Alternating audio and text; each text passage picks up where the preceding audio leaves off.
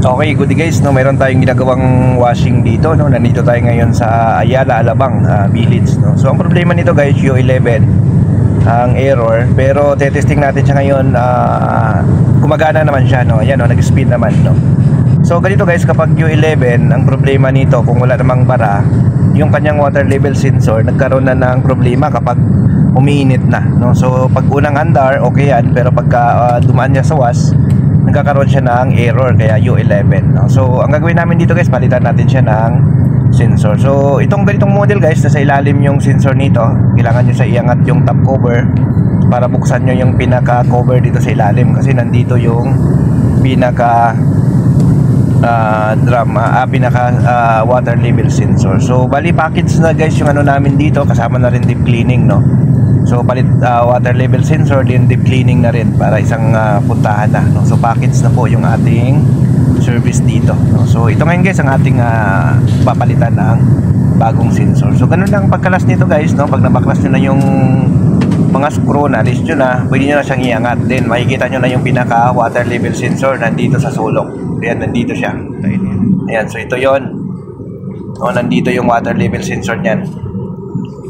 So medyo ano siya, no, itong model na ito medyo mahirap siya i-DIY, no, kasi nasa ilalim yung lagay ng water level sensor, no. So ito yun guys, binabaklas na natin. Yan. So yun. So papalitan natin ito siya guys ng bagong water level sensor. Ayan. So dito nakita natin, meron din tayong nakita dito ngat-ngat naman ng daga sa wire. So ayusin din natin yan mamaya. So ito yung lumang sensor guys, no, na papalitan natin. So ito guys, ano to, ayusin na natin kasi may ngat-ngat yung daga para maiwasan na tayo na mag-ground. Iayusin na natin yung wire na may tama, no, nung may kagat ng daga para sure ball, no. So yun po, no, pag nag-check din kayo, tingnan nyo na rin yung mga wiring kapag nabuksan nyo ang area na to. Kailangan yung mga wiring dyan na may mga open tulad nito, malagyan nyo guys ng electrical tape kasi nagkakaroon ng ground yan, no. So lagyan namin to guys ng electrical tape, no, para pagbalik mamaya walang ground, no, kasi tulad yan, yan, no, ngat-ngat. So mag-ground kasi yan kapag hindi yan magawa, no? So yan. Okay, no? So ito yan guys, ipapalit natin water level sensor ng Panasonic. Pero ang gamit namin dito guys, ito ay universal na ito, no? Kasi nga yung mga original na Panasonic, yung mga nakakabit sa unit okay, pero yung mga replacement na wala nang matinong sensor, no, kapag replacement na yung ikapapalit mo dyan. Kaya gumagamit kami ng mga universal na. Hindi na tayo gumagamit guys ng mga Panasonic kasi mahirap na makakuha ng original na Panasonic parts talaga ng ano, yung matino, no? Kasi yung kahit Panasonic siya guys, pero hindi siya gumagana, no? So yun, yan, ikabit na natin, ibalik na natin. So ipimix na natin to, no?